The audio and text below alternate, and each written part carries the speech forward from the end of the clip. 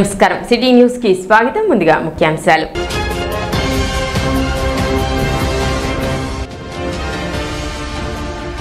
పంచముఖ ఆంజనేయ స్వామి దేవస్థానంలో వైభవంగా కొనసాగుతున్న హనుమాన్ జయంతి ఉత్సవాలు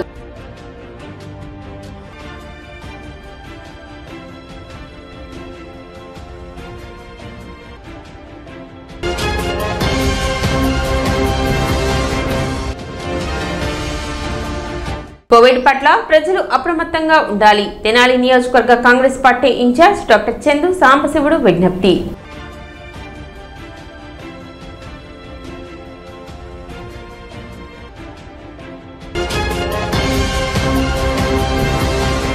కేసీఎల్ క్రికెట్ లీగ్ స్థానిక విఎస్ఆర్ అండ్ ఎన్వీఆర్ గ్రౌండ్స్ నందు ఉత్సాహవంతంగా జరుగుతుంది. ఈ కార్యక్రమానికి ముఖ్య అతిథులుగా ఆంధ్రప్రదేశ్ రాష్ట్ర బీసీ సంక్షేమ సంఘం అధ్యక్షులు కేసిన శంకరరావు పాల్గొని మ్యాచ్లో గెలిచిన టీముల్లో ఉన్నటువంటి సభ్యులకి మ్యాన్ ఆఫ్ ది మ్యాచ్ ప్రకటించి వారికి బహుమతుల్ని అందించడం జరిగింది. అనంతరం శంకర్రావు కార్యక్రమాన్ని ఉద్దేశించి మాట్లాడుతూ గత 10 సంవత్సరాలుగా కావేటి యలమందరావు స్మారకంగా కేసీఎల్ క్రికెట్ లీగ్ ని నిర్వహించడం ఎంతో గొప్ప విషయమని అన్నారు. గతంలో కూడా చాలా సేవా కార్యక్రమాల్లో పాల్గొని యువతకు స్ఫూర్తిగా నిలిచారని కొనియాడారు. ఈ కేసీఎల్ క్రికెట్ టోర్నమెంట్ నిర్వహిస్తున్నటువంటి అధ్యక్షులు కావేటి వేణుగోపాల్ ని ప్రత్యేకంగా అభినందించారు. గత 10 రోజుల నుంచి మరి కేబిఎస్ కేవైఆర్ క్రికెట్ మ్యాచెస్ గత 10 సంవత్సరాల నుంచి కూడా ఈ యొక్క ప్రాంతంలో నన్నపరెడ్డి వెంకటరావుగడ కళాశాలలో జరగటం అనేది చాలా అదృష్టంగా భావిస్తూ ఉన్నాం. ఎందుకంటే ఈ చుట్టుపక్కల పరిసర ప్రాంతాల్లో మరి కావేటి యలమందరావు గారు మాకు అత్యున్నతమైన ఆప్తుడు, ఒక శ్రేయోభిలాషిగా, మంచి మనసున్న మనిషిగా ఈ ప్రాంతం చిరపరిచితులు. ఆయన యొక్క పేరు మీదుగా ఈ క్రికెట్ టోర్నమెంట్స్ని వారి కుమారుడైనటువంటి వేణు గారు, వారి యొక్క మిత్ర బృందం అందరూ కలిసికట్టుగా మరి వారి యొక్క తండ్రి గారి పేరు ప్రతిష్టల్ని ఇనుపముడి చేసే విధంగా ఈ టోర్నమెంట్స్ని మరి ఏపీ, ఆంధ్రప్రదేశ్ అన్ని జిల్లాల నుంచి కూడా మరి అనేక రకమైనటువంటి ప్రాంతాల నుంచి క్రికెట్ ప్లేయర్స్ అంతా కూడా వచ్చి ఇక్కడ మరి ప్రదర్శించడం అనేది. ఈ కార్యక్రమంలో గుంటూరు జిల్లా కృష్ణబలిజ సంఘం అధ్యక్షులు కోలా మణికంఠ, గుంటూరు వాసవి మార్కెట్ అధ్యక్షులు అచ్యుత సుమన్, తెనాలి కృష్ణబలిజ సంఘం అధ్యక్షులు కావేటి వేణుగోపాల్, తెలుగుదేశం పార్టీ నాయకులు అమినేని రాజా, నరసింహ, కృష్ణబలిజ సంఘం నాయకులు కోలా వాసు, అన్నం రాజేష్, కావేటి సాంబయ్య, చెన్నూరి రామారావు, ఎర్రంశెట్టి వేణు, శ్రీను, ఓం షిడి మణి టోర్నమెంట్ నిర్వాహకులు కావేటి శివరాం, కంబం అనిల్, అచ్యుత వేణు, బత్తుల శ్రావణ్, కావేటి కోటేష్, పాసం వెంకటేష్, మద్దినేని కిరణ్, టీం కెప్టెన్సీ పసుపులేటి ప్రశాంత్, అన్నం సురేష్, చెన్నంశెట్టి ప్రదీప్, కావేటి ఆదిత్య మరియు సభ్యులు కావేటి గోపి, కుప్పల కృష్ణ, అన్నం రమేష్, కొరవి సతీష్, కావేటి సాయి కళ్యాణ్, హేమంత్, ప్రేమ్, శేఖర్, కృష్ణబలిజ సంఘ మహిళలు తదితరులు పాల్గొన్నారు.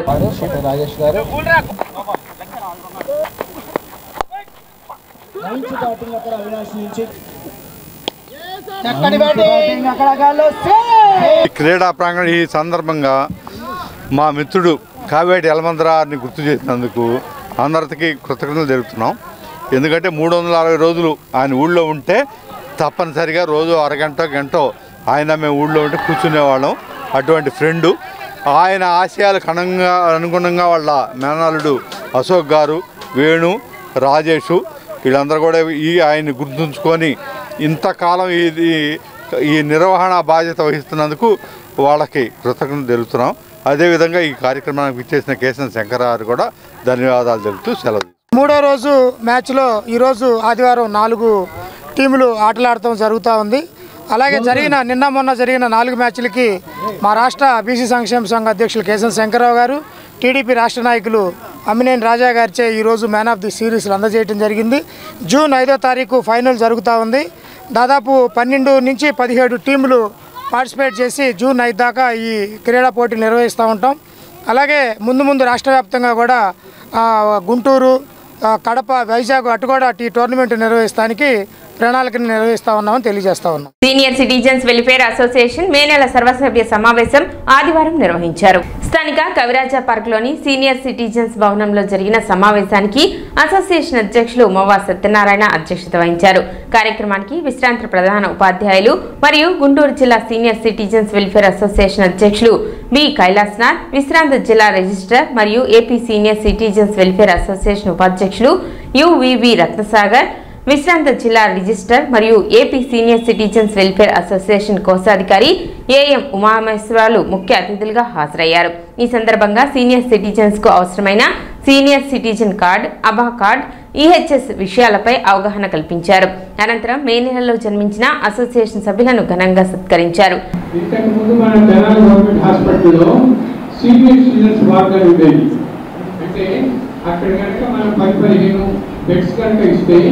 మన వాళ్ళు ఎవరైనా సరే అక్కడ ఉండటానికి వీలుగా ఏర్పాటు చేసేవాళ్ళు, పర్మనెంట్గా ఉండేవాళ్ళు లేకపోతే టెంపరీగా కూడా.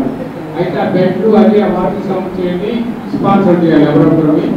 ఈసారి గుంటూరు వాళ్ళు గుంటూరు గవర్నమెంట్ హాస్పిటల్లో వాళ్ళు 6 బెడ్లు ఏమో ఇచ్చేస్తున్నారు, మొత్తమే 10 బెడ్లు ఇవ్వాలనుకుంటున్నారు. మనం తెనాలి గవర్నమెంట్ హాస్పిటల్లో 10 బెడ్లు కానీ 15 బెడ్లు కానీ నేను ఒక్కటే స్పాన్సర్ చేస్తానని చెప్తున్నాను. కాబట్టి 15 బెడ్లు సరే ఏదైనా వాళ్ళు ఎన్ని అవకాశం ఇస్తే అన్ని బెడ్లు కూడా నేను స్పాన్సర్ చేస్తాను. మా అసోసియేషన్ సభ్యులకు కానీ మిగతా అంటే ఎవరు చూసేవాళ్ళు లేకపోతే మెడికల్ హెల్ప్ కావాల్సి వచ్చినప్పుడు అక్కడ పర్మనెంట్గా ఉంటారు, డాక్టర్స్ వచ్చి చూస్తారు, భోజనాలు కూడా అక్కడే అరేంజ్ చేస్తారు వాళ్ళే. కార్యక్రమాన్ని అసోసియేషన్ కార్యదర్శి ప్రసాదం పూర్ణచంద్రరావు పర్యవేక్షించగా అసోసియేషన్ సభ్యులు పాల్గొన్నారు. ఈ కార్యక్రమంలో కార్యదర్శి ప్రసాదం పూర్ణచంద్రరావు, సెక్రటరీ డాక్టర్ నర్రారావు ఆదినారాయణ, సంయుక్త కార్యదర్శి పుచ్చకాయల కోటిరెడ్డి, కార్యవర్గ సభ్యులు అబ్బూరు రామమూర్తి, గుమ్మడి నారాయణమూర్తి, తెనాలి సీనియర్ సిటిజన్స్ అధ్యక్షులు Kuppala Chalamayya, Koti Ramakrishnarao, Cherukuri Sivaramayya, retired engineer N Hanumareddy, retired ప్రధాన ఉపాధ్యాయులు వెలువెల శరత్ బాబు తదితరులు పాల్గొన్నారు.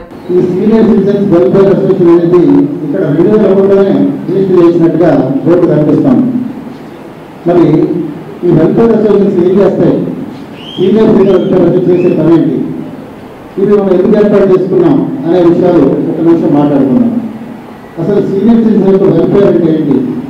వెల్ఫేర్ అనేది సంక్షేమం, అంటే సంక్షేమం అనేది ఒక మాటలో చెప్పడానికి వీలుగా విషయం.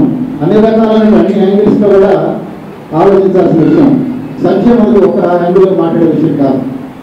ఒకటి, మనకి సంక్షేమం అనేటప్పటికల్లా సీనియర్ సిటిజన్స్ కోసం ఏమొస్తాయండి? ఆర్థికపరమైన అంశాలు వస్తాయి, సామాజికపరమైన అంశాలు వస్తాయి, కుటుంబపరమైన అంశాలు వస్తాయి. ఇలాగా ఓవర్గా మనం 3 విభాగాలు చేసుకోవచ్చు. మనకు ఆర్థికపరమైన సమస్యలు రావచ్చు, కుటుంబపరమైన సమస్యలు రావచ్చు, తర్వాత సామాజికపరమైన సమస్యలు రావు. ఇవి కాక అదనంగా ఇంకా వచ్చేవి కూడా ఉంటాయి. ముఖ్యంగా వీటిని 3 భాగాలు చేసుకోవచ్చు. రాష్ట్ర ఉప ముఖ్యమంత్రి పవన్ కళ్యాణ్ నేతృత్వంలో ప్రభుత్వం నూతనంగా సినిమాకు పరిశ్రమ హోదా కల్పిస్తూ కాంప్రహెన్సివ్ ఫిలిం డెవలప్మెంట్ పాలసీని ప్రవేశపెట్టడం వలన సినీ పరిశ్రమకు మేలు జరుగుతుందని మా ఏపీ వ్యవస్థాపకులు, సినీ దర్శకులు దిలీప్ రాజా అభిప్రాయం వ్యక్తం చేశారు. జూన్ 1 నుండి పర్సెంటేజీ చెల్లించాలనే డిమాండ్ పై ఎగ్జిబిటర్లు తలపెట్టిన సినిమా బంద్ లేదని రాష్ట్ర సినిమాటోగ్రఫీ మంత్రి కందుల దుర్గేష్ నేడు ప్రకటించడం సంతోషదాయకమని ఆయన తెలిపారు. స్థానిక మూవీ ఆర్టిస్టుల అసోసియేషన్ 24 విభాగాల యూనియన్ కార్యాలయంలో ఆదివారం ఏర్పాటు చేసిన విలేకరుల సమావేశంలో మాట్లాడుతూ అసలైన సినిమా థియేటర్ల యజమానులు ప్రమేయం లేకుండా లీజుకు తీసుకున్న 6 ప్రముఖులు వేసిన ఎత్తుగడను ప్రభుత్వ హోం సెక్రటరీ ద్వారా విచారణకు ఆదేశించడంతో సినిమా ప్రదర్శనలు యథాతథంగా జరుగుతాయన్నారు. పరిశ్రమకు గుచ్చుకున్న ముళ్లును వీరమల్లు చాకచక్యంగా తీసివేశారన్నారు. థియేటర్లకు లీజుకు తీసుకున్న వ్యాపారస్తులకు నష్టాలు వస్తున్నాయని భావిస్తే లీజులను రద్దు చేసుకుంటే నిజమైన యజమానులే సినిమాలను అద్దె ప్రాతిపదికన ప్రదర్శించుకుంటారో లేక వేరే వారికి లీజుకు ఇచ్చుకుంటారో ఆయా థియేటర్ల యాజమాన్యం నిర్ణయించుకుంటారని ఆయన తెలిపారు. ఈ నూతన పాలసీ ప్రకారంగా ఇకపై ఎవరితోనూ వ్యక్తిగతంగా సంప్రదించకుండా సినిమా సంఘాలతోనే చర్చలు జరుపుతామని ఉప ముఖ్యమంత్రి పవన్ కళ్యాణ్ ప్రకటించడం శుభపరిణామమని దిలీప్ రాజా చెప్పారు. సమగ్ర సినిమా అభివృద్ధి పాలసీ విధి విధానాల రూపకల్పనలో ఆంధ్రప్రదేశ్ లోని నివాసం ఉంటున్న సినీ ప్రముఖుల అభిప్రాయాలను సమీక్షించాల్సిందిగా ఆయన ప్రభుత్వాన్ని కోరారు. 24 విభాగాల్లో నైపుణ్యాల పెంపుదల అమల్లోకి వస్తే అధునాతన సాంకేతిక విధానంపై దర్శకులు దృష్టి పెడతారని ఆయన వివరించారు. సమగ్ర సినీ అభివృద్ధి పాలసీ ద్వారా పరిశ్రమలో గుత్తాధిపత్యం పోయి ఎక్కువ మందికి అవకాశాలు రావడం వలన పెట్టుబడులు పెరిగి తద్వారా సినీ పరిశ్రమ అభివృద్ధి చెందుతుందని దిలీప్ రాజా చెప్పారు. సమావేశంలో నటులు మిలిటరీ ప్రసాద్, వేమూరు విజయభాస్కర్ మాట్లాడారు. జూన్ 1 నుంచి సినిమాలు ప్రదర్శన నిషేధిస్తున్నామని ఎగ్జిబిటర్లు అనౌన్స్ చేయడం జరిగింది. అది మాధ్యమాల ద్వారా ప్రజలందరికీ తెలిసిన విషయమే, దాన్ని కొత్తగా రిపీట్ చేయాల్సిన అవసరం లేదు. But today why I'm going to arrange this press meet అంటే there is a specific reason. ప్రభుత్వం ఈ సినిమా పరిశ్రమ అభివృద్ధికి గౌరవ రాష్ట్ర ఉప ముఖ్యమంత్రి పవన్ కళ్యాణ్ గారి నేతృత్వంలో ఒక కొత్త పాలసీని ఇంట్రడ్యూస్ చేస్తున్నారు. అదేంటంటే కాంప్రహెన్సివ్ ఫిలిం డెవలప్మెంట్ పాలసీ. దీన్ని తెలుగులో ఏమంటారంటే సమగ్ర సినిమా అభివృద్ధి విధానము. జూన్ 1 నుంచి సినిమాలు ఆగటం లేదు. రాష్ట్ర సినిమాటోగ్రఫీ శాఖ మంత్రి శ్రీ కందుల దుర్గేష్ గారు స్పష్టం చేశారు, రేపటి నుంచి సినిమాలు ఆగవని చెప్పారు. అలాగే సినిమా సంఘాల నాయకులు కూడా చాలా క్లియర్గా ఇన్స్ట్రక్షన్స్ ఇచ్చారు, సినిమాలు ఇక ఆగవు, యథావిధంగా ప్రదర్శన జరుగుతుంది అని చెప్పారు. ఈ జూన్లో పెద్ద పెద్ద సినిమాలు రిలీజ్ కావాల్సి ఉన్నాయి. ఎన్ని వందల కోట్లతో తీసిన సినిమాలు. ఫర్ ఎగ్జాంపుల్ రేపు జూన్ 5న మణిరత్నం డైరెక్షన్లో కమల్ హాసన్, సింబు, త్రిష యాక్ట్ చేసిన కక్లాఫ్ అనే ఒక సినిమా రావాల్సి ఉంది. 12న మరి పవన్ కళ్యాణ్ గారిది హరిహర వీరమల్లి రావాల్సి ఉంది. అట్లాగే కన్నప్ప రావాల్సి ఉంది. ఇలా పెద్ద పెద్ద సినిమాలు ఉన్నాయి జూన్లో. ఈ సినిమాలన్నింటినీ బ్రేక్ వేస్తే ఎలా? అసలు ఎందుకు బ్రేక్ వేయాలి? ఎందుకు ఈ డిస్ప్యూట్ వచ్చింది? It's a dispute between the distributors and the exhibitors. ఎగ్జిబిటర్లు అంటే సినిమాలు ప్రదర్శించేవాళ్ళు, డిస్ట్రిబ్యూటర్లు అంటే నిర్మాత దగ్గర నుంచి సినిమా తీసుకుని సినిమా హాల్కి వేసేవాళ్ళు. సినిమా ఇంతకుముందు ఏంటి, అద్దె విధానం చేశారు. ఇప్పుడు మీ హాల్ ఉంది, మీ హాల్లో మీరు వేసుకుంటే రోజుకి 5,000నో 10,000నో 15,000నో ఆ స్థాయిని బట్టి స్లాబ్ని బట్టి ఉంటుంది. ఇప్పుడు వీళ్ళు ఏమన్నారు, ఎగ్జిబిటర్లు యూనియన్స్ ఎగ్జిబిటర్లు అట్లా కాదు, సినిమాలో పెట్టుబడి మాకు షేర్ ఇవ్వాలి అని చెప్పని అన్నారు. ఎక్కడి నుంచి తెచ్చిస్తారు షేర్? లోగడ ఈ షేర్ విధానం లోగడ ఉందంట, కానీ షేర్ విధానం పెడితే క్యూబ్కి ఎక్కడి నుంచి తెచ్చి కడతారు, పబ్లిసిటీకి ఎక్కడి నుంచి తెచ్చి కడతారు? ఇదంతా ఒక పెద్ద డిస్ప్యూట్. ఉప ముఖ్యమంత్రి గారి దృష్టికి తీసుకెళ్ళడం జరిగింది. మరి అలాగే సినిమాటోగ్రఫీ మంత్రి కందుల దుర్గేష్ గారి దృష్టి కూడా నేను తీసుకెళ్ళడం జరిగింది. అయితే in spite of all these efforts government has taken very good and very stern decision. సినిమాని ఏ విధంగా డెవలప్ చేయాలన్న విధానం మీద కాంప్రహెన్సివ్ ఫిలిం డెవలప్మెంట్ పాలసీని శ్రీకారం చుట్టారు. దీనివల్ల ఏంటి ఉపయోగం అంటే ఇక వ్యక్తిగత సంప్రదింపులు జరగవు. ఎవరితో చర్చలు ఉంటాయంటే సినిమాకు సంబంధించిన యూనియన్ ప్రతినిధులతో మాత్రమే చర్చలు ఉంటాయి, కానీ వ్యక్తిగత చర్చలు లేవని పవన్ కళ్యాణ్ గారు చాలా స్పష్టం చేశారు. మాయాబజార్లో రమణారెడ్డి తుష్టయం అనమంటాడు. అలాగే మన తెలుగు సినిమాకు వచ్చిన దరిద్రం ఏంటంటే ఇవాళ ఎవరైతే బడా ఉన్నారో వాళ్ళంతా కింద నుంచి పైకి వచ్చిన వాళ్ళు, ఎవరు కోట్లు ఉండి 100 ఎకరాలు ఉన్నవాళ్ళు కాదు. కానీ వాళ్ళకి కింద వాళ్ళ కష్టాలు తెలియట్లా, వాళ్ళ వరకు వాళ్ళు సంపాదించుకోవడమే తప్ప. కాబట్టి అన్ని రంగాల టెక్నీషియన్స్ అందరూ లైట్ బాయ్ దగ్గర నుంచి అందరికీ బాగుండాలని సదుద్దేశంతో ఇవాళ మంత్రి గారు కమిటీ వేసి అన్ని, అలాగే సినిమా హాల్స్ చెప్పంగానే సరికాదు, రేటు 100 రూపాయలు 200 రూపాయలు. అక్కడ యూరినల్స్ లేవు, ఇష్టం వచ్చిన రేట్లు పెంచుతూపుతున్నారు. కాబట్టి వాటిని కంట్రోల్గా చేసి అందరూ బాగుండాలా, అన్ని క్రాఫ్ట్స్ వాళ్ళంతా బాగుండాలని చెప్పి కోరుకుంటూ, అట్లాగే స్థానిక షరఫ్ బజార్లో వెంచేసి ఉన్న శ్రీ సువత్సల సమేత శ్రీ పంచముఖ ఆంజనేయ స్వామి వారి దేవస్థానంలో వార్షిక శ్రీ హనుమత్ జయంతి మహోత్సవాలు 17వ లక్ష శ్రీ హనుమాన్ చాలీసా పారాయణ కార్యక్రమాలు కన్నుల పండుగగా కొనసాగుతున్నాయి. ఉత్సవాలలో భాగంగా ఆదివారం ఉదయం స్వామివారికి విశేష పూజలు, శ్రీమన్య సూక్త హోమం, జ్యోత ఫలార్చన కార్యక్రమాలు ఆలయ వంశపారంపర్య అర్చకులు రంబిచెల్ల శ్రీనివాసమూర్తి ఆధ్వర్యంలో వైకానస పండితులు నాగమారుతి బృందం ఆగమోక్తంగా నిర్వహించారు.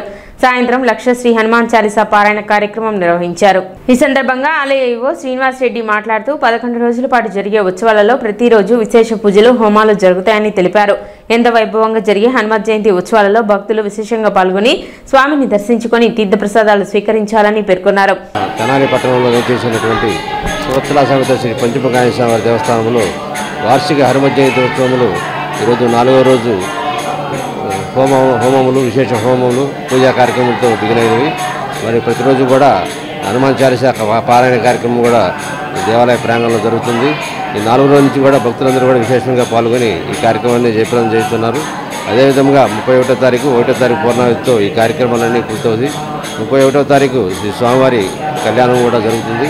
అదేవిధంగా ఈ కార్యక్రమాలన్నింటిలో కూడా భక్తులందరూ పాల్గొని ఈ కార్యక్రమం దిగ్విజయం చేయవలసిగా కోరుతున్నాం. కార్యక్రమంలో వంశపారంపర్య అర్చకులు శ్రీనివాసమూర్తి, కిరణ్ కుమార్, సురేష్, కౌన్సిలర్ పి త్రిమూర్తి, సంకీర్తన బృందం అధ్యక్షురాలు మూర్తి అనురాధ, ట్రస్ట్ సభ్యులు గుడివాడ బాలకృష్ణ, మూర్తి వెంకటేశ్వరరావు, మడుపల్లి చంద్రశేఖర్, జంజన్ రామారావు, గాజుల రాజేంద్ర ప్రసాద్, మాజెట్టి వెంకటేష్, మద్దు హరీష్, బచ్చు లీలాప్రసాద్, వెచ్చ కృష్ణకిషోర్, గోలి సోమశేఖర్, పలువురు సభ్యులు విశేష సంఖ్యలో భక్తులు పాల్గొన్నారు. ఉత్సవాలను పురస్కరించుకొని ఆలయాన్ని విద్యుత్ దీపాలతో విశేష అలంకరణతో శోభాయమానంగా తీర్చిదిద్దారు.